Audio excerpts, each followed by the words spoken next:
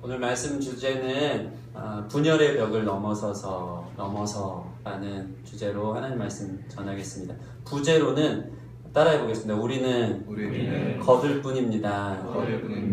다된 밥에 숟가락만 얹을 뿐입니다. 이게 부제입니다.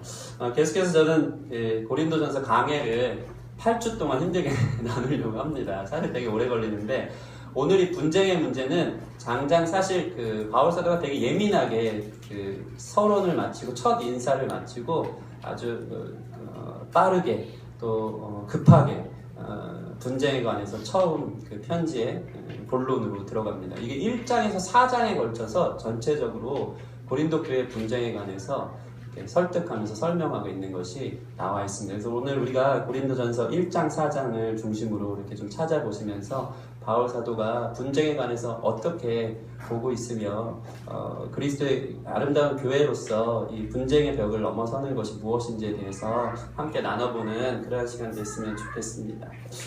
고린도 교회에 보내는 편지의 서론을 마치고 바울은 급하게 고린도 교회 안에 있었던 첫 번째 문제였던 분쟁의 문제를 이제 끄집어냅니다. 팔을 만들고 벽을 쌓고 자기들끼리만의 공동체를 만들고 격을 따지는 모습, 자신들의 정당성을 증명해서 우리가 최고라는 그런 집단 우월주의의 문제에 사는 그런 모습들이 세상이나 교회 어디에나 사람 사는 데는 다 있는 것 같습니다. 바울은 이 문제에 관해서 크게 1장에서 4장에 걸쳐 교회가 무엇인지, 우리는 어떻게 부름을 받았는지, 어떻게 세상과 달라야 하는지를 편지하고 있습니다. 고린도 교회에는요 4개의 파가 있었어요. 바울파, 아볼로파, 게바파, 그리스도파, 이렇게 4개의 파가 있습니다. 우리 말씀 한번 보실까요? 고린도전서 1장 12절 말씀 같이 읽어보겠습니다. 시작! 내가 이것을 말하거니와 너희가 각각 이르되 나는 바울에게, 나는 아볼로에게, 나는 게바에게, 나는 그리스도의 속한 자라 한다는 것이니. 성경 찾으면서 보셔야 됩니다. 이게 앞에 안 띄워져요. 오늘은 고린도 1장 4장이니까 4개의 파가 있었어요. 먼저 바울파, 파에 대해서 소개를 하겠습니다. 여러분 어떤 라인에 설 것인지 결정하는 시간 가졌으면 좋겠습니다. 바울파는 고린도 교회의 창시자 바울입니다. 바울을 통해서 파생된 파죠. 바울은 지난주 말씀처럼 1년 6개월간 사역하면서 고린도 교회의 큰 부흥을 가지고 온 자입니다. 그러니까 그는 상당한 권위와 파워를 가지고 있던 사람이에요. 역사를 쓴 사람 아닙니까?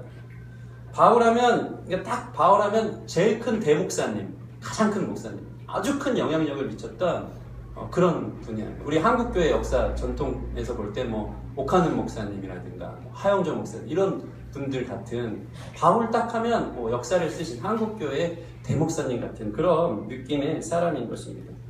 그러니까 그 라인에 서 있던 자들이 얼마나 어깨에 힘을 주고 다닐 수 있었겠습니까? 너 누구야? 나 바울파야. 바울 목사님이 나 여기 데리고 왔어. 나 바울에게 세례받았어. 난 바울한테 세례받은 사람이야. 까불지 마. 내가 너랑 놀겠니? 나는 바울이랑 친해. 이런 원년 멤버의 파워가 있어요. 이 박힌 돌이 참 무서운 것입니다.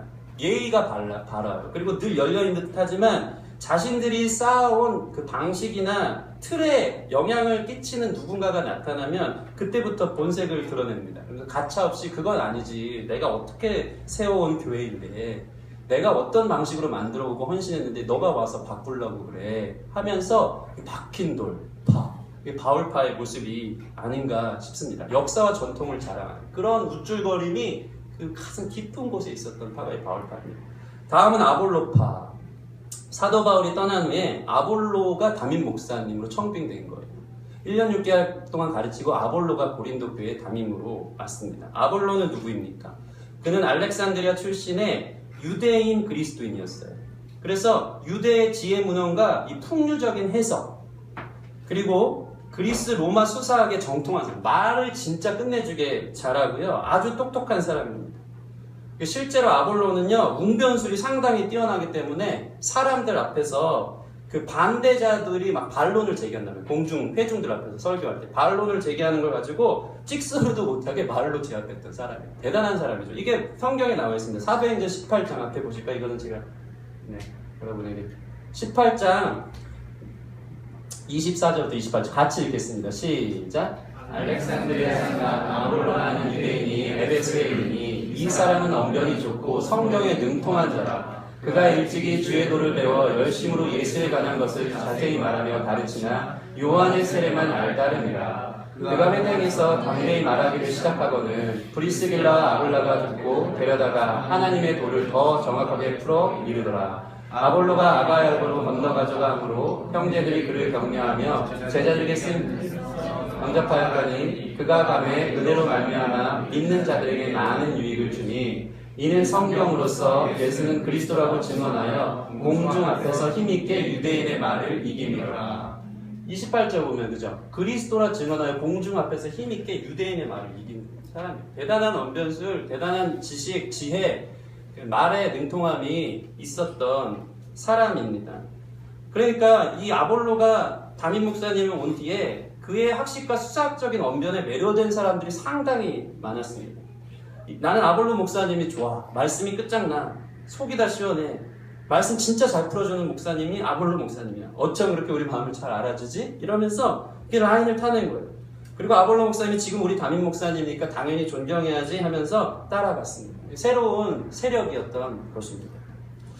벌써 이 두 정당이 이 파가 강력한 파워 게임을 하는 모습이 고린도 교회에 있었어. 야당, 여당 하면서 파란색, 빨간색 하면서 그들만의 라인에 서서 자신들의 기득권을 자랑하고 그래도 바울이 짱이지, 그래도 아볼로 목사님이 난 더 멋있던데 하면서 각자 이렇게 자신의 파의 어떠함을 드러내고 우월의식을 드러내려고 하는 모습이 보입니다.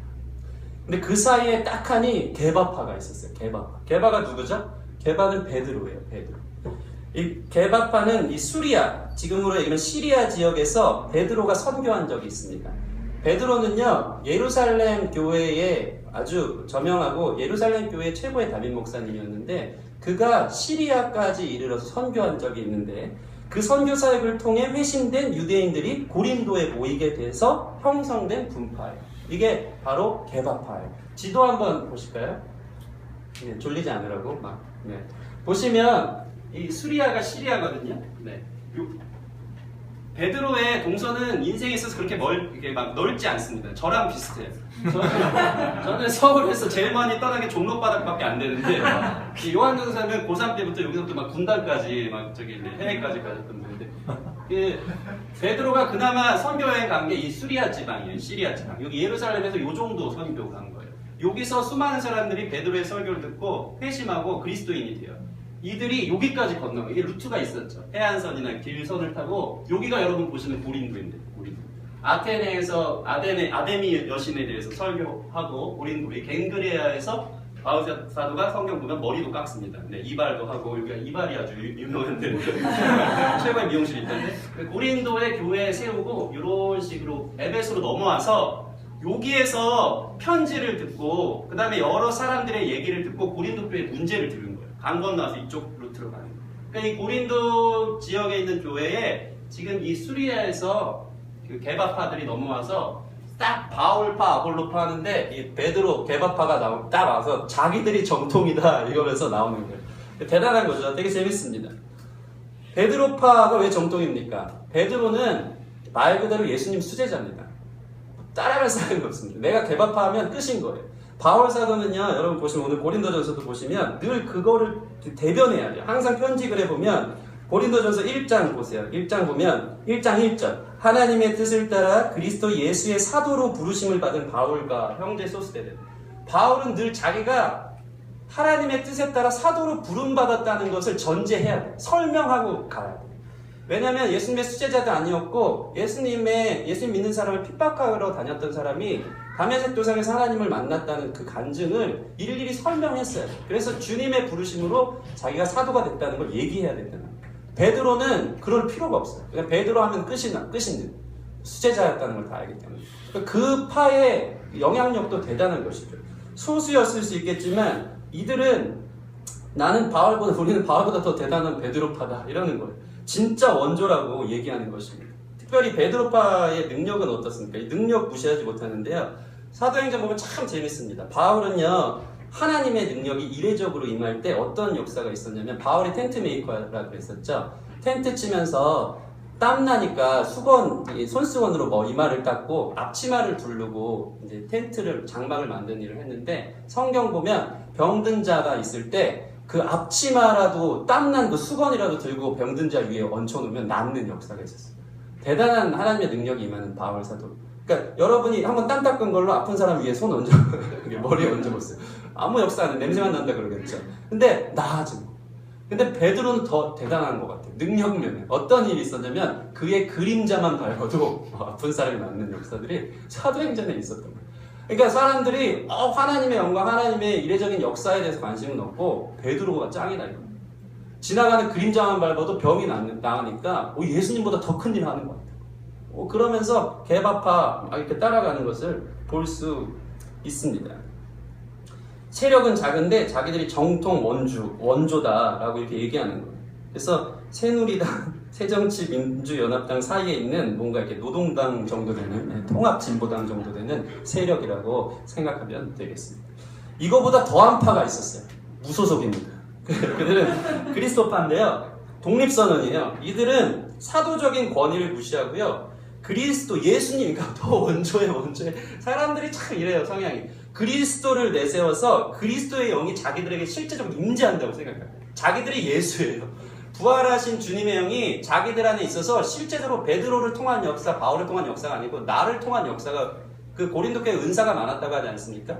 막 그러면서 자기들이 짱이라고 얘기하는 이 그리스도파가 있었다는 것입니다.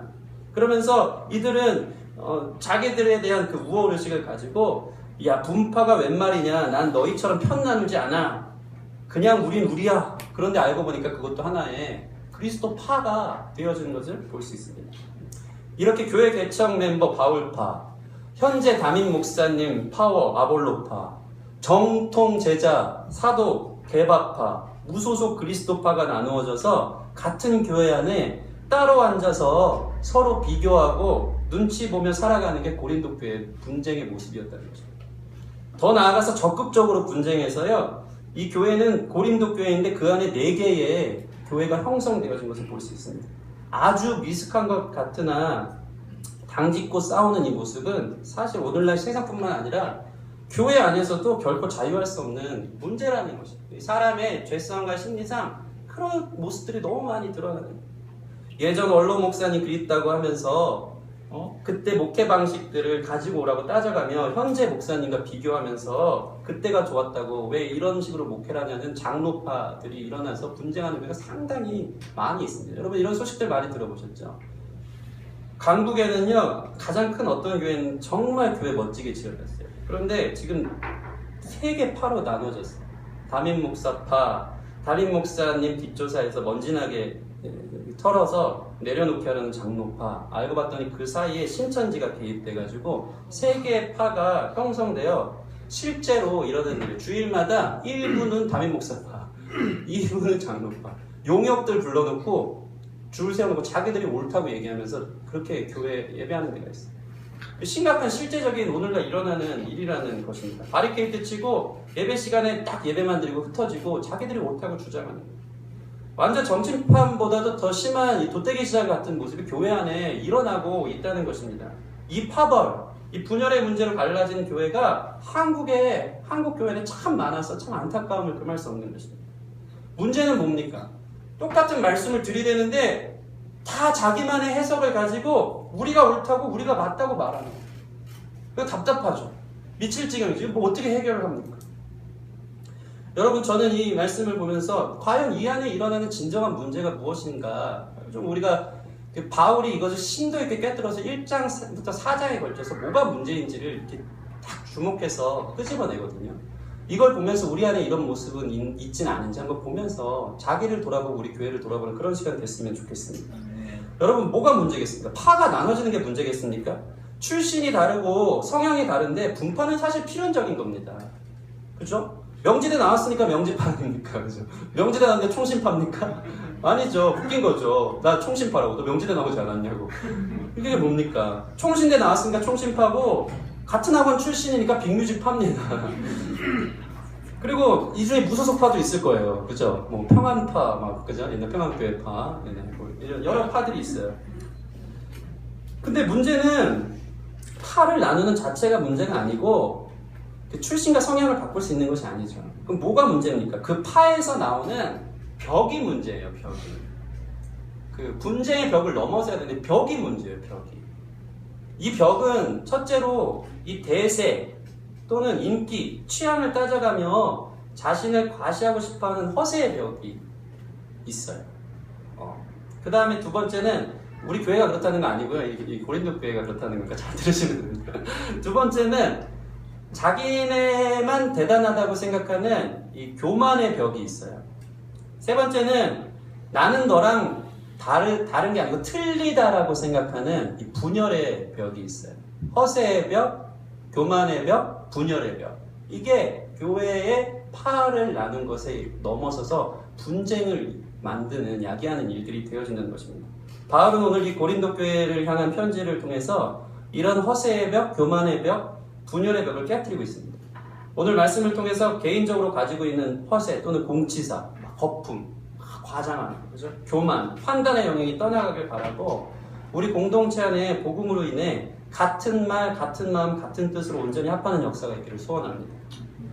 1장 10절 말씀 함께 읽어볼게요. 말씀 1장 10절 시작. 형제들아 내가 우리 주 예수 그리스도의 이름으로 너희를 권하노니 너희가 모두 같은 말을 하고 너희 가운데 분쟁이 없이 같은 마음과 같은 뜻으로 온전히 합하라. 아멘. 따라해 보겠습니다. 같은 말, 같은 마음, 같은 뜻. 네.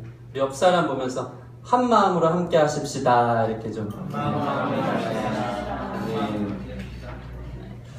그래서 첫째로는요, 이 분쟁의 벽을 막기 위해서 이 허세의 벽을 깨뜨려야 됩니다.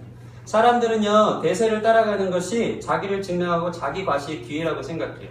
세상 인기, 취향을 따라가면서 그것이 자신을 대변한다고 생각합니다. 그래서 가식적이고 외식적인 모습이 참 많이 있어요. 있어 보이는 거, 쉽게 얘기해서 되게 좋아합니다. 있어 보이는 거. 그래서 옷차림도 유행 따라갑니다. 명품이나 외제차가 자기를 증명한다고 생각해요. 아닌데. 여러분 잘 아시잖아요. 그죠? 심지어는 그 애기 엄마들 사이에서는 애기띠도 딱 보면 저 사람의 그 격이 느껴져요. 허세. 그 다음에 유모차에도 격이 있습니다. 이게 어머니들은요, 우리 뭐 남자들은 뭐 차에서 격을 막 따지지만 어머니들은 딱 저거 보고 저 딱 보면 알아요. 저 급이 이제 해외에서 넘어온 100만 원 이상 넘어가는 그런 고급 이제 유모차다 이런 거.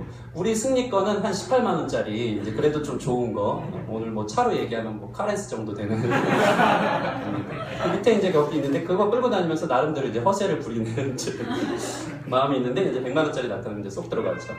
이런 그 자기 과시, 자기 허세, 자기를 증명하려는 모습들이 참 많이 있다는 것입니다. 그게 진짜 자기가 아님에도 빚을 지고서라도 명품을 사고 그 리스차로 외제차를 구입해서 그 상대적인 우월감에 목숨을 걸어요. 그 허무한 삶을 사는 사람들이 참 많이 있습니다. 허세의 사전적 용어가 뭔지 아십니까? 실속 없이 겉으로 드러나 보이는 기세. 실속 없이 겉으로 드러나는 기세. 영어로 비슷한 말 보니까 진짜 웃겨요. 쇼예요, 쇼. 허세랑 비슷한 말 쇼. 그러니까 쇼한다는 거예요. 쇼한다는 거. 쇼하는 사람이 진짜 많아요. 사도 바울은 이 허세의 벽을 복음으로 정면 승부해서 깨트리고 있어요. 진짜 멋있는 거예요. 이것을 고린도전서 1장 18절부터 2장에 걸쳐서 구구절절히 장황하게 설명하고 있어요.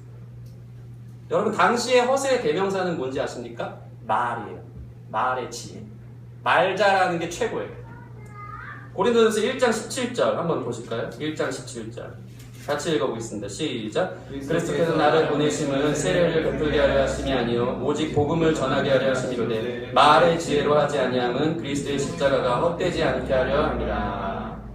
말의 지혜, 지혜는 헬라어로 여러분 들어보셨겠지만 소피아라고 해요. 소피아, 말의 지혜. 이 지혜는요 그리스 로마 전역에 걸쳐서 당시에 유행한 수사학 얘기합니다. 수사학. 이 헬라 그리스도인들은 이 지혜가 그 당시 최고의 허세를 부리는 거였어요. 말의 지혜. 말을 잘하는 것. 이 지혜는 원변술, 수사학, 웅변으로 나타났습니다. 실제로 로마 제국 전역에 수많은 사람들이 고린도를 찾아와서요. 유랑 연설가들이 연설하는 일들이 유행처럼 번졌어요. 유랑 연설가들은 대단한 인기를 얻었습니다. 말 한번 잘하면 추종자들의 환대를 받으면서 나름대로의 철학과 구원의 길을 제시하는 게 그 당시 문화였어요. 이 말이 상당히 중요한 거예요.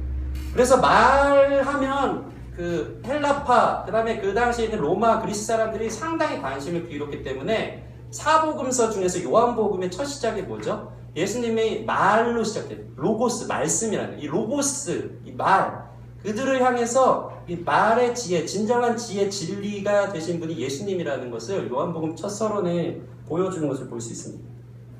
그러니까 당시 말의 지혜로 설파하고 다니는 사람들은요, 최고의 명성, 권세, 신분, 그리고 부와 결부되는 최고의 인기를 누릴 수 있었던 것입니다.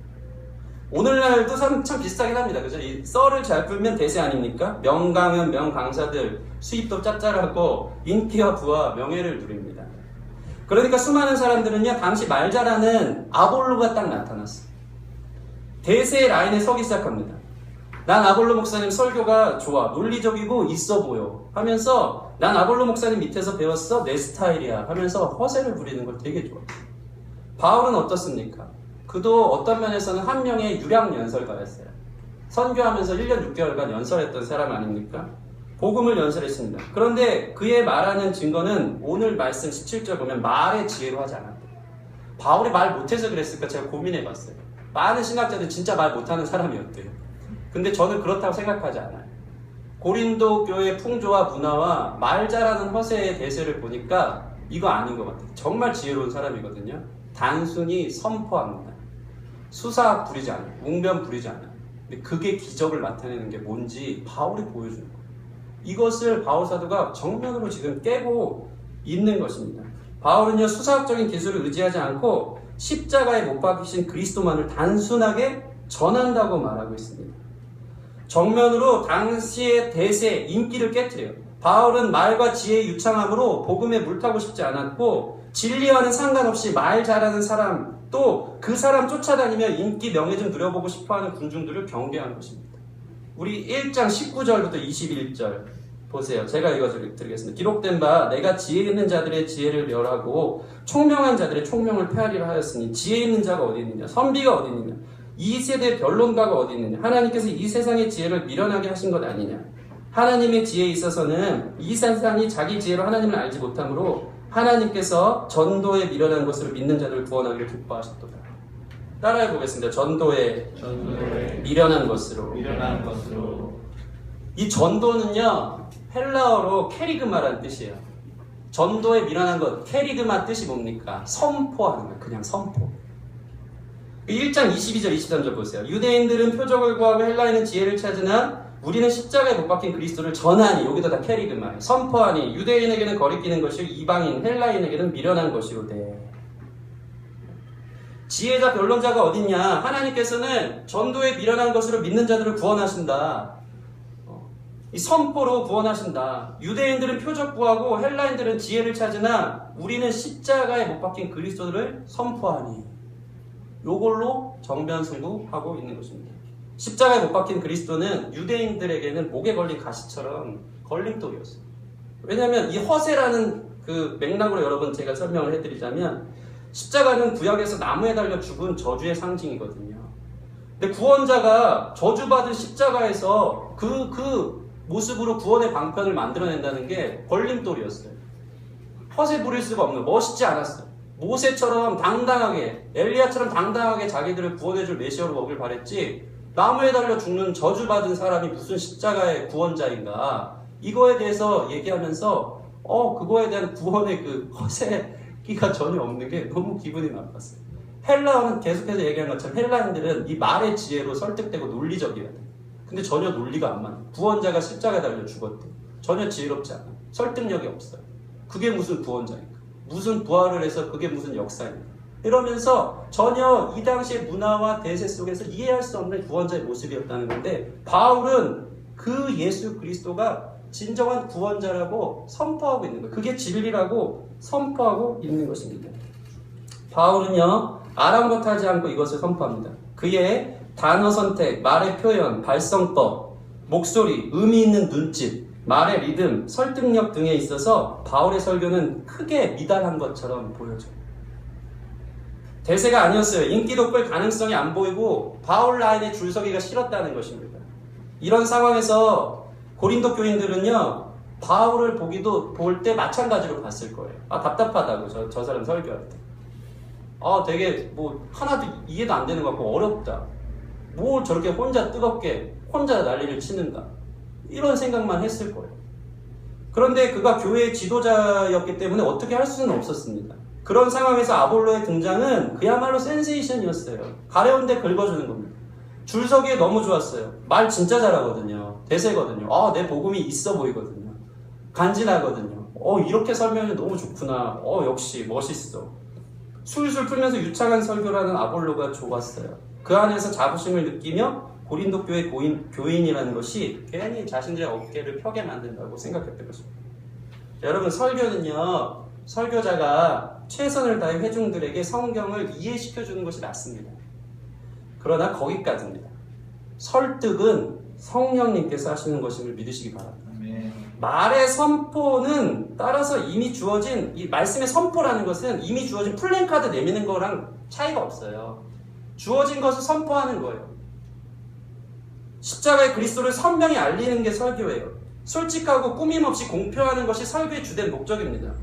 마치 아닌 것을 논리적으로 멋있게 풀어서 설득하는 궤변이 아닙니다. 그런데 오늘날 많은 설교자들이 말의 지혜로 설득하려고 연구합니다. 저부터도 그러세요. 복음의 능력, 성령의 능력, 단순한 모든 말씀을 통달하시는 이유에 나오지만 성령의 능력을 의지하는 것이 아니고 어떻게 하면 말 잘할까? 어떻게 개요를 짜고 부끄러운 고백이에요. 좋은 설교자들 따면서 그 뉘앙스, 그 예와 따가지고 와서 어떻게 하면 괜찮을까? 이런 거에 관심 있는, 비본질에 관심 있는 제 모습을 보면서 얼마나 안타까운지 모르겠어요. 과연 그 안에 능력이 있는가? 이것이 우선순위가 되고 이렇게 말 잘해서 인기 얻는 목사님들, 그런 마음에 깊이 있게 세워진 교회들이 참 많이 있는 것 같습니다.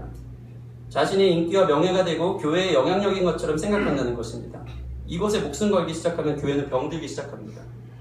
설교자가 자기가 우상이 되어져. 실제로 이런 경우를 많이 봤어요. 저도 이제 좋은 목사님 밑에서 많이 다녔기 때문에 설교를 되게 판단해요. 목사님 음성 진짜 좋다고. 그것 때문에 교회 다닌 사람이 있어요. 진짜 음성 좋거든요. 이전에 계셨던 목사님. 음성 진짜 좋다. 진짜 잘 풀어준다. 성도들은 저마다의 입맛에 따라 은사를 사모한다고 포장하면서 자기 취향에 따라 교회를 고르기 시작합니다. 말씀이 자기 마음에 위안을 얻고 기분이 좋으면 좋은 교회, 늘 불편하고 가시방석에 복음을 전하면 비인격적인 교회라고 생각합니다. 대세 취향 따라다니면서 나는 어느 교회 다녀, 나는 어느 교회 출신이야, 나는 어느 대형교회야, 나는 누구한테 훈련받았어 하면서 허세를 떨며 자신을 과시하려는 많은 사람들이 그 목회자들 줄 뒤에 이어서 보여지는 거예요. 교회의 본질을 잃은 겁니다. 이런 의미로 살아가는 사람들은 파를 만들고 담을 쌓는 아볼로 파와 같은 사람, 그 이상 그 이하도 아닙니다. 저는 지금 아볼로가 잘못됐다고 하는 게 아니에요. 문제는 고린도 교회 사람들의 마음이 문제인 것입니다.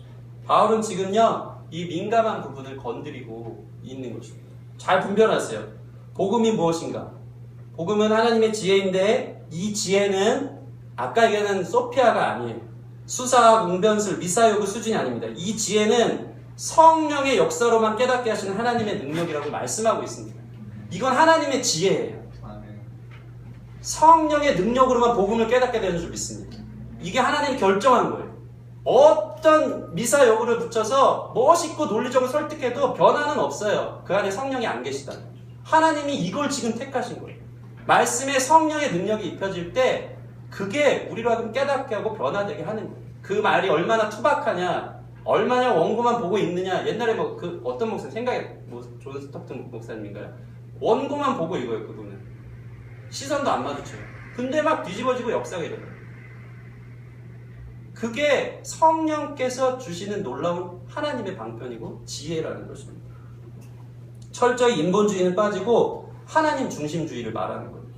그걸 2장부터 풀고 있어요. 2장 1절 같이 한번 읽어보겠습니다. 2장 1절 시작. 형제들아, 내가 너희에게 나아가 하나님의 증거를 전할 때 말의 지혜의 아름다운 것으로 아니하였으니.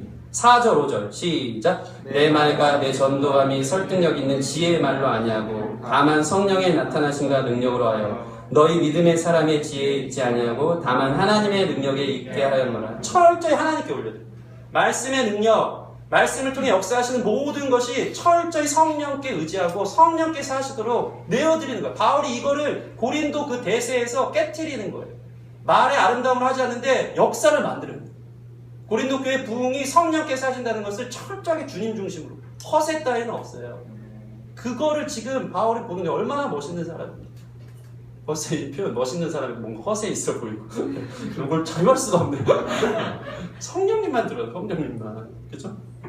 2장 9절 10절 같이 읽어보겠습니다. 시작. 기록된 바 하나님이 자기를 사랑하는 자들을 위하여 예비하신 모든 것은 눈으로 보지 못하고 귀로 듣지 못하고 사람의 마음으로 생각하지 못하였다함과 같으니라. 오직 하나님이 성령으로 이것을 우리에게 보이셨으니 성령은 모든 것 곧 하나님의 깊은 것까지도 통달하시느니라. 제 아무리 멋있게 말해도 성령께서는 예수님의 놀라운 복음과 그 역사 그 중심에 쓰셔서 모든 걸 아시는 분은 성령밖에 없어요. 성령님이 설득하고 성령님이 깨닫게 하시는 게 진짜 말씀인 줄 믿습니다. 13절 말씀 제가 볼게요. 우리는 이것을 말하거니와 사람의 지혜가 가르친 말로 아니하고 오직 성령께서 가르친 것으로 하니 영적인 일은 영적인 것으로 분별하는 거예요. 영적인 것은 영적으로 깨닫는다는 것이에요. 여러분, 우리 안에 있는 영적 허세를 버리기 바랍니다. 대세를 쫓아다니는 것이 자기가 아닙니다. 쇼를 내려놓아야 돼요. 영의 세계는 다릅니다. 하나님은 전도에 미련한 것으로 사람을 구원하셨어요. 그 복음을 깨달아 받아들여지고 믿어지는 것은 오직 성령의 능력으로 가능한 것인 줄 믿습니다. 제 아무리 자기 입맛에 좋은 설교를 100번 쫓아다녀 보세요. 거기 성령의 역사 없으면 변화도 없어요. 그러나 아무리 투박하고 힘든 목사님이어도 그 안에 성령께서 함께 하심이 느껴지면 그 말씀이 능력 있게 일하는 거예요. 말씀은 성령께서 행하는 일이라는 것입니다. 테크닉에 의존하는 선교자들, 그것으로 자기 과시의 기회를 삼는다면 그것은 복음을 가리우는 행위라는 것이죠. 성령님이 역사하시는 말씀으로 선포되어지는 강단, 그게 진짜인 줄 믿습니다. 우리 교회를 위해 그렇게 기도해 주세요. 그렇게 기도해 주세요. 여러분, 지금 우리 이제 시작한 지 얼마 안 됐으니까 뭐 이런 거 안 드러나는 것 같죠? 나중에 교회 부흥하고 커져봐요. 거기 분명히 이런 식의 허세, 분파 나올걸요? 사람들은 줄 서는 거 되게 좋아해요. 우리 멘토 목사님들, 공동목회 하신 목사님들이 분명히 얘기합니다. 줄 서게 돼 있다. 줄 쓸 수밖에 없다. 거기서 우리 성숙한 크리스찬은 뭡니까? 분별할 줄 알아야 돼. 내가 지금 뭐에 줄 서고 있고, 내가 지금 못 쫓아가고 있고. 여러분, 다 내려놓고 성령님의 지혜와 분별로 성령의 통달하신 가운데 그 은혜 가운데 나아가는 여러분 됐으면 좋겠습니다. 우리 옆 사람 보시면서 진리로 충만하시길 바랍니다. 이렇게 좀 어깨를 좀 주물러 주시면서, 네, 여러분 예배드리느라 고생하시는데, 네, 덥지만 진리로 충만해지시길 바랍니다. 한번 이 말씀이 이제 4장에서 마무리되는 고린도전서 4장 19절 20절 찾아보세요. 고린도전서 4장 19절 20절 20절 같이 시작. 주께서 허락하시면 내가 너희에게 속히 나아가서 교만한 자들의 말이 아니라 오직 그 능력을 알아보겠으니 하나님의 나라는 말에 있지 아니하고 오직 능력에 있습니다. 얼마나 멋있습니까? 그 당시 대세의 말로 막 이런 사람들 완전 깨부시는 거예요. 하나님의 나라는 말에 있지 않고 능력에 있대요. 능력으로 승부한 우리 교회 되었으면 좋겠습니다. 예쁜 말, 멋있는 말 아니고 설교의 능력이 나타나는 교회 되기를 여러분 기도해 주세요. 그것 따라가는 지혜로운 여러분 됐으면 좋겠습니다. 두 번째로 자기 공로 자랑하는 교만의 벽이 깨져야 됩니다. 따라합시다. 교만의 벽이 깨져야 합니다. 사람은요, 공치사 좋아해요. 한 것도 별거 없으면서 과장하고 뻥튀기 하는 거. 이 목회자들이 여기서 자유하지 못합니다. 뭐라도 하나님이 하신 일 있으면 자기가 한 줄 알고 뭐 숟가락만 얹었으면서 대단한 것처럼 하는 사람들 많이 있습니다. 고린도 교회 분쟁은 이 교만에서 시작된 게 참 많습니다. 오늘 말씀 1장 한번 다시 잡아요. 1장 13절부터 14절 제가 읽겠습니다. 1장 13절 잘 따라오고 계시죠? 네. 그리스도께서 어찌 아니었느냐? 바울이 너희를 위해 십자가에 못 박혔으며 바울의 이름으로 너희가 세례를 받았느냐? 나는 그리스도와 가이오 외에 너희 중 아무에게도 내가 세례를 베풀지 아니한 것을 감사하노니. 바울이 십자가에 못 박혀 죽지 않았어요. 바울의 이름으로 세례 준 적 없어요. 근데 사람들은 바울 대단하다고, 내가 바울 세례 받았다고 막 그렇게 바울 뻥튀기 하면서 자기가 거기에서 대단한 것처럼 교만으로 공치사를 벌이는 사람들이 많이 있다는 것입니다. 이런 사람들 참 많이 있습니다. 자기가 바울파라고 하면서 자신의 희생의 공로, 헌신의 공로를 뻥튀기해서 자랑하는 사람들이 참 많습니다. 나는 바울 따라온 교회 개척 멤버야. 내가 교회 세웠어 하면서 자기가 한 일들에 대해 자긍심을 넘어 우쭐대고 교만하고 거드름 피우는 세력들이 교회 안에 나타난다는 것입니다. 드러나지 않을지 모르지만 우리 자신이 자기를 잘 알잖아요. 얼마나 그런 것들 통해서 나 자신을 증명하려고 하는지. 바울은 이러한 고린도 교인들을 향해 너희가 원래 누구였느냐, 아주 멋있죠. 니네가 교만 덩어리, 교만할 만한 자격이 있느냐, 이거를 지금 알려주고 있습니다. 1장 26절에서 29절 제가 읽겠습니다. 형제들아 너희의 부르심을 보라. 육체를 따라 지혜로운 자가 많지 아니하며 능한 자가 많지 아니하며 문벌 좋은 자가 많지 아니하도다. 그러나 하나님께서 세상에 미련한 것들을 택하사 지혜 있는 자들을 부끄럽게 하시려고 세상에 약한 것들을 택하사 강한 것들을 부끄럽게 하려 하시며 하나님께서 세상에 천한 것들과 멸시받는 것들과 없는 것들을 택하사 있는 것들을 폐하시려 얼마나 어조가 강합니까?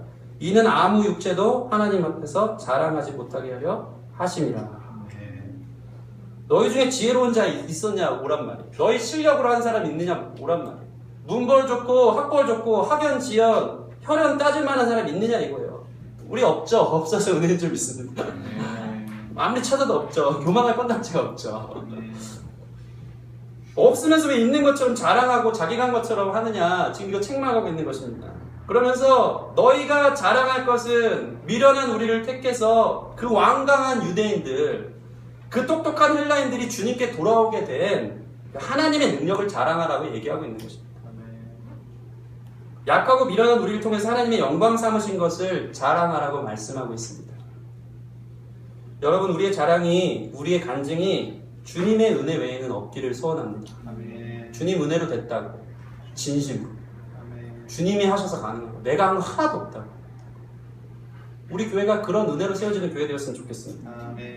오늘 말씀 보실게요. 3장 6절 7절 같이 읽겠습니다. 같이 시작. 나는 심었고 아볼로는 물을 주었을 때 오직 하나님께서 자라나게 하셨으니 그런즉 심는 이나 물 주는 이는 아무것도 아니로되 오직 자라게 하시는 이는 하나님뿐이라. 아멘. 나는 심었고 아볼로는 물을 주었어요. 근데 자라게 하시는 분이 하나님이라는. 마침표 누가 찍었냐, 이거 가능케 한 사람이 누구냐, 이거 말하고 있는 것입니다. 이게 우리의 능력이에요. 하나님이 자라게 하셨다는 걸 고백하는 게 우리의 능력이고 우리의 간증이 되어야 됩니다. 아멘. 여러분, 우리는요 농사를 짓는 농부와 같아요. 농부가 농사의 결실을 맺는데 몇 프로의 역할이나 할까요? 농부가 씨를 뿌리고 밭에 물을 주긴 합니다. 또 추수할 때가 되면 부지런히 걷어들이는 일을 해요. 중요한 일이겠죠. 그런데 농부들 다 하나같이 대놓고 인터뷰를 하면요, 전부 다 내가 한 건 솔직히 별로 없다고 고백합니다. 그 현장에 있는 사람은 그걸 느껴요. 그 해의 농사의 성패는 하늘이 결정한다고. 하늘. 이것을 얘기하면서 우리에게 겸손하라고 지금 이야기하는 것입니다. 햇빛을 주시고 비를 주시고 땅을 주시고 온도를 유지시켜 주시고 바람을 불게 하시고 결실을 맺게 하고 곡식이 자라게 하신 거는 내가 한 거에 비하면은 이거 너무나도 하나님이 다 하셨다. 나는 한 게 아무것도 없다. 지금 이 고백을 농부들이 하듯이 고백하는 것입니다. 여러분, 하나님께서 우리를 쓰시는 이유가 무엇입니까? 우리가 잘나서입니까? 우리는 다 죄인들 아닙니까? 그죠? 다 까볼까요? 얼만큼 심각한 죄인들인지. 저도 그래요. 저도 그냥 역할 감당하는 거예요. 내 은하, 내 공로가 얼마나 될까요? 저는 되게 부끄러워요. 그냥 쓰시니까, 여기 아니면 여기 있으니까 그나마 하나님 은혜로 사는 거지. 이 자리에 있으니까. 저는요, 여러분 보면서 제가 오히려 더 도전받고 은혜 받을 때가 더 많습니다. 여러분이 주시는 문자 한 통, 기도 한 번, 여러분의 생활 태도들 보면서 제가 오히려 도전받고 은혜 받아요. 저는 아무것도 아닙니다. 근데 이런 우리를 하나님이 천하고 부족한 우리를 동역자로 불러주신 거예요. 그 감격과 은혜 누리라고 불러주신 거예요. 하나님께서 이루신 역사가 자기 무용담이라도 되는 것처럼, 자신이 대단한 것처럼 교만하라고 주신 역사가 아닌 줄 믿습니다. 하나님은 성도들의 믿음과 순종을 사용하셔서 성도가 더욱 하나님을 사랑하고 신뢰하라고 그 역사의 중심에 우리를 세워주신 줄 믿습니다. 주님께서 여러분 죽은 나사로 살릴 때 한번 생각해 봅시다. 살리시는 역사는 주님께서 하시고요. 사람들에게 뭐 시키셨습니까? 돌 옮겨놓으라고 시키셨어요. 한 거 하나도 없어요. 돌을 옮겨놓으라. 예수님이 죽은 사람 살리시는데 그 와중에 돌을 이렇게 한 번에 말씀으로 날려버릴 수 없었을까요? 돌 옮겨놓으라고 참여하게 하시는 거예요. 여러분 생각해보세요. 돌 옮겨놓으라고 해서 내가 그거 순종했어요. 그 사람은 어떤 마음이 있을까요? 내가 큰일 했다 이런 마음이 있을까요? 아니죠. 돌 옮겨놓는데 그 안에 죽어있는 나사로가 보여지고 체험이 되는 거예요. 4D 체험. 냄새 나고. 돌 옮겨놓으면서 진짜 죽어있네? 오, 심각하네? 근데 그가 살아나는 장면을 목도했을 때 그는 돌을 옮겨놓은 순종을 통해서 다른 사람과는 게임이 안 되는 하나님의 능력을 경험하는 그 놀라운 하나님의 초청 가운데 들어가게 되는 것입니다. 예수님이 그런 게 시키시는 거예요. 이 영광에 한번 참여해보라고 우리를 동역자로 불러주시는 거예요. 풀어놓아 다니게 하라. 붕대 매진 거 예수님 한 번에 풀 수 있었겠지. 풀어놓아 다니게 하라고 사람 시키십니다. 그거 푸는 사람 생각해보세요. 죽은 나사로가 살아있어. 이거 풀고 있어. 얼마나 손이 벌벌 떨렸을까요? 와, 진짜 살아난 거야. 썩은 줄 알았는데 온전해진 거야. 하나하나 풀면서 소름 끼치는 거야. 그 기적을 보면서 막 덜덜 떨면서 눈물로 아마 그것을 붕대를 풀지 않았을까 생각해요. 그러면서 하나님의 능력을 보는 거예요. 와, 내가 한 거 하나도 없는데 그 사람이 나 붕대 푼 사람이야. 나 돌 옮긴 사람이 자랑하고 다니면 얼마나 웃긴 거예요. 얼마나 웃긴 거예요. 근데 우리 모습이 그거 갖고 거품하고 뻥튀기 해서 내가 뭐라도 된 것처럼 교만한 모습으로 신앙적인 허세를 부리면서 내가 대단하다. 여러분, 이런 것들이 우리 가운데 완전히 없어지기를 바랍니다. 9절 말씀, 오늘 말씀 3장 9절 같이 읽겠습니다. 시작. 우리는 하나님의 동역자들이요 너희는 하나님의 밭이요 하나님의 집이니라. 우리는 하나님의 동역자입니다. 이 죄 많고 부족하고 연약한 우리를 동역자로 부르십니다. 또한 우리는 하나님의 밭입니다. 하나님이 일하시는 필드라는 거예요. 필드. 우리 안에서 하나님이 일하시기를 기뻐하십니다.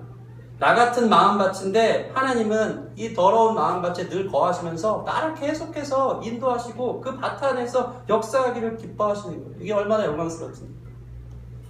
특별히 하나님은 우리를 하나님의 집이라고 하세요. 하나님의 집의 역할은 무엇입니까? 기도하는 것이죠. 하나님은 기도로 하나님의 일을 동참케 하십니다. 여러분, 기도하는 사람 됐으면 좋겠어요. 심고 물을 주고 그리고 나서 자라게 하시도록 기도하세요. 그게 하나님과 동역하는 일인 줄 믿습니다. 목회를 하면 할수록 정말 제가 하는 건 아무것도 없어요. 저는 늘 부족합니다. 저는 이완전 선생님이 늘 얘기하면 난 설교 더 못하겠다고, 너무 힘들다고, 너무 두렵고 어렵다고 맨날 얘기해요. 서로 얼마나 위로가 되는지 몰라요. 이완전 맨날 내 칭찬하고 너가 짱이다. 아니다, 난 너가 짱이다. 나는 너무 성급해. 나는 너무 불만 던지는 것 같아. 막 서로는. 근데 결국 뭡니까? 진짜 하는 거 없는 거죠. 하나님이 하신다는 거예요. 하나님. 제가 뭐라고 이 자리에서 여러분에게 설교를 하며 거듭을 피우겠습니까? 어떤 면에서 아까도 얘기한 것처럼 여러분에게 깨닫고 배우는 게 더 많아요. 정말 아무것도 아닌 사람 인도하셔서 하나님 역사 보도록 이완 전도사님 만나서 이끄셨습니다. 이완 전도사님은 심고 저는 물을 주고 있습니다. 부흥의 역사는 하나님이 하시는 줄 믿습니다. 그런데 거기에 무슨 자랑과 공로와 교만이 있겠습니까? 고등학교 때부터 만난 게 기적이고 그 인생을 생각할 때마다 이거 하나님이 하신 일 외에는 다른 게 없어요. 여러분, 총신 사람이 지금 우리 교회에 많으냐, 명지대 사람이 많으냐, 빅뮤직 사람이 많으냐, 이게 요한 전도사님 빨이냐, 승현 전도사님 빨이냐, 저의 영향력으로 가능하냐, 이런 유치한 장난을 그만하고 우리 안에 모여진 이 놀라운 역사를 하나님 찬양하는 일들로 삼았으면 좋겠습니다. 은혜 위에 서시기를 바랍니다. 우리 3장 12절 15절 말씀이 내가 다 풀어주려니까 너무 길다. 좀 짧게 할까? 12절 15절 제가 한번 읽겠습니다. 만일 누구든지 금이나 은이나 보석이나 나무나 풀이나 지프로 이 터 위에 세우면 각 사람의 공적이 나타날 터인데 그날이 공적을 밝히리니 이는 불로 나타내고 그 불이 각 사람의 공적이 어떠한 것을 시험할 것이라. 만일 누구든지 그 위에 세운 공적이 그대로 있으면 상을 받고 누구든지 그 공적이 불타면 해를 받으리니 그러나 자신은 구원을 받되 불 가운데 받은 것 같으니라. 이 자체도 말씀으로 풀어주면 상당히 많은 의미가 있겠지만 이게 뭡니까? 예수 그리스도의 은혜 위에 세워지지 않은 건 다 불타 없어진다는 거예요. 예수님 은혜 외에 다른 거, 내 공로, 내 자랑, 내 교만으로 세워진 모든 거는 다 없어질 것이라는 거예요. 불 가운데 시험 받으면 다 날아갈 쭉정이 같은 거라는 것입니다. 주의 은혜만 자랑하시기 바랍니다. 마지막 세 번째로 이거 되게 짧아요. 네, 분열의 벽이 무너져야 합니다. 따라하겠습니다. 분열의 벽이 무너져야 합니다. 오늘 말씀 8절 같이 읽겠습니다. 8절 시작. 심는 이와 물 주는 이는 한 가지이나 각각 자기가 일한 대로 자기의 쌍을 받으리라. 아멘. 아멘. 심는 이와 물 주는 이의 역할은 다를 뿐이지 크거나 작거나 틀린 문제가 아니에요. 그죠? 주님께서 각각 알아서 판단하실 거예요. 자기가 일한 대로 상을 주실 거예요. 사역에는 크고 작음이 없습니다. 그냥 역할일 뿐입니다. 바울파, 아볼로파, 게바파, 그리스도파가 왜 나왔습니까? 서로의 다름을, 역할을 인정하는 것이 아니라 틀린다고 생각한 거예요. 각자 아름답게 다양함 속에 균형을 이루면 얼마나 아름다운 공동체가 됐을까요? 서로 근데 물어뜯으려고 안달이 나 있는 것입니다. 하나님은 바울을 통해서 고린도 교회를 복음으로 세우시고 아볼로를 통해 자라게 하셨습니다. 그런데 바울파, 아볼로파 하면서 스타일 다르다고 안 맞다고 틀리다고 싸우니까 거기서 게바파, 그리스도파 나오면서 분열이 일어나는 것입니다. 저는 예전에 사역할 때 제일 힘든 게 뭐였냐면요. 이전 사역자랑 비교할 때가 저는 가장 힘들었어요. 그때 사역자는 이랬는데 좋은 건 좋은 거대로 묻었고 사람들이 그런 거 되게 좋아해. 이전에 사역자는 신방자조하고 얼마나 사랑이 많은데 당신은 그래 보이지 않는다. 내가 배워왔던 거랑 너무 다르다고 하면서 틀리다고 얘기를 하는 거예요. 틀리다고. 그러나 여러분 기억하십시오. 여러분이 저를 만난 거, 우리 교역자를 만난 거, 여러분 때에 하나님이 기가 막힌 섭리로 만나게 하신 역사인 것을 믿으시기 바랍니다. 지금 여러분에게 필요한 교회여서 하나님이 허락하신 거예요. 이전하고 비교하고 이전하고 틀리다라고 판단하라고 주신 게 아니고 여러분 이 다름 속에서 새로운 걸 배워나가면 되는 거예요. 더 성숙해지면 되는 거예요. 더 변화되어지는 게 중요한 점 있습니다. 교회 안에서 마음껏 사역자들이 주는 그 긍정적인 거, 좋은 면, 그 은혜, 배울 거 그런 것만 볼 줄 아는 영의 눈이 띄어지기를 소원합니다. 그래서 우리 안에 이 다름을 유지했으면 좋겠습니다. 말씀을 마치겠습니다. 다행히도 저희 교회는요, 이 목회자들 라인에 서서 목회 철학적인 신학적 파벌은 아닌 것 같습니다. 단지 출신으로 인한 파이지만 벽이 있는 건 확실한 것 같습니다. 벽이 생기는 이유가 뭔가 말씀 한번 생각해 봤어요. 먼저 모두들 우리 교회는요, 이 관계 에너지가 참 약한 것 같기는 해요. 관계 에너지가 약해요.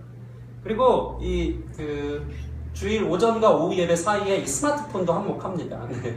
오늘 보니까 너무 아름답게 교제하는 거야. 말씀 잘못 들고 나왔구나 그 생각하는 거야. 오늘따라 이렇게 너무 아름답게 교제하는 모습을 보면서 한 명도 스마트폰 보면서 외롭게 있는 사람이 없는 거야. 각자 자기의 자리에서 맡은 바의 본분대로 사역하고 충성스럽게 일들을 감당하고 교제하는 모습 보면서 참 제가 너무 마음이 좋았습니다. 전날 늦게 자는 것도 한몫하는 것 같아요. 관계 맺을 에너지가 없어요. 다들 힘들어요. 이거 우리 깨야 될 것 같아요. 특별히 관계가 형식화될 때가 참 많이 있습니다. 뜰 모임이라는 형식이 전부인 것 같아요. 여러분 저도 그렇고요. 여러분도 그렇고 뜰 모임 그때만 인격적으로 막 얘기하고 한 번도 이렇게 인원수 적지 않습니까? 근데 한 번도 대화 한 번 안 하고 교회 그냥 헤어지는 사람들도 많이 있는 것 같아요. 교육자인 안병이라고 좀 챙기고 얘기라도 하고 우리 안에 좀 이런 모습들이 너무 많은 것 같아요. 갑자기 뭐죠? 네. 뭔가 말린 듯한 느낌입니다. 이런 모습들이 참 많습니다. 사실은 형식적으로 시작해도 되니까 서로 다가가는 우리가 됐으면 좋겠습니다. 다 알고 보면요, 말 터지고 보면요, 다 외롭고 다 함께하길 원하고 다 사랑받고 싶어 하더라고요. 다 가정적인 고민이 있고요, 다 문제없는 집안이 없고 문제없는 고민이 없고 다 그래요. 거기서 유대감이 형성되면서 막 윈윈해야 되는 거 아닙니까? 그냥 얘기하면 너도 그랬냐 나도 그랬어 하면서 같이 우는 수지 아니고 거기서 같이 기도해주면서 이끌어내. 이러한 아름다운 교제로 우리 안에 있는 벽들이 좀 허물어졌으면 좋겠습니다. 그렇죠? 다들 있는 척 괜찮은 척 하는 거 말고 서로 내외하는 분들이 많은데 사실 이제 다가가는 방법을 모르는 것 같기도 합니다. 가끔 예외가 있긴 합니다. 이제 명지파 사람 중 한 명인데 빅뮤직파 가서 아구찜 먹고 이런 사람 한 명이 모르겠어요. 이런 분이 피스메이커 아닙니까? 좀 이런 오지랖들이 좀 있었으면 좋겠어요. 관계의 에너지 아닙니까? 지혜로운 것 같아요. 관통해야 돼, 관통. 누가 할래요? 왜 관통 안 할 거예요? 벽이 있는 거예요. 여러분 안에 허세, 교만, 또는 어떤 분쟁, 분열, 너는 나랑 틀려, 쟤는 왜 저래? 이런 교만함들이 싹이 뽑혀지기를 바랍니다. 이거 있어요, 여러분. 있단 말이에요. 너가 먼저 다가와. 이런 허세 있는 거예요. 요즘 세상이요, 너무 강자가 살아남고 야극강식, 이 세상의 영향을 교회 안에도 너무 깊이 있게 들고 나오는 거예요. 그래서 있어 보려고 강한 척하고 너가 먼저 다가와. 이게 너무 많은 거예요.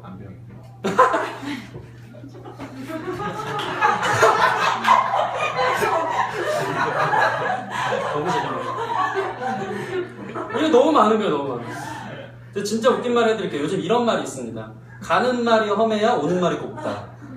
가는 말이 험해야 오는 말이 곱대요, 요즘은. 가는 말이 고와야 오는 말이 곱지 않아요. 이런 세상이 오늘 사는 거예요. 이런 말도 있습니다. 슬픔을 나누면 뭐죠, 원래가? 반이 되고, 이거잖아요. 슬픔을 나누면 약점이 되고, 기쁨을 나누면 배가 되는 게 아니고 배가 아프다. 이게 오늘날 세상이에요. 얼마나 경계하고 교만하고 판단하는지 몰라요. 슬픔 나누면 약점이 되는 거야. 기쁨 나누면 배가 아파요. 질투의 대상이 되는 거예요. 이런 세상 풍조 속에 우리가 사니까 교회 안에 막 이런 모양들이 다 들어와 있는 거예요. 성령의 불로 태워지기를 소원합니다. 아멘. 오늘 말씀을 통해 본 것처럼 허세, 교만, 분열의 벽이 사라지기를 바랍니다. 아멘. 여러분 겸손하세요. 겸손은요 분쟁을 가져오지 않습니다. 아멘. 여러분 섬기세요. 섬김은 분쟁을 가져오지 않습니다. 상대를 받아주고 인정하세요. 그것은 분열을 가져오지 않습니다. 예수님이 그렇게 하셨어요. 제일 교만해도 되는, 제일 높은, 진짜 허세가 아니고 진짜 그분이 우리를 향해서 겸손함으로, 섬김으로, 인정과 존중으로 오셨어요. 그 예수님 닮아서 우리의 모든 이 벽들, 분쟁의 벽들이 무너지기를 주님의 이름으로 축원합니다. 아멘. 같은 말, 같은 마음, 같은 뜻으로 하나가 되는 교회가 되기를 소원합니다. 아멘. 기도하시겠습니다.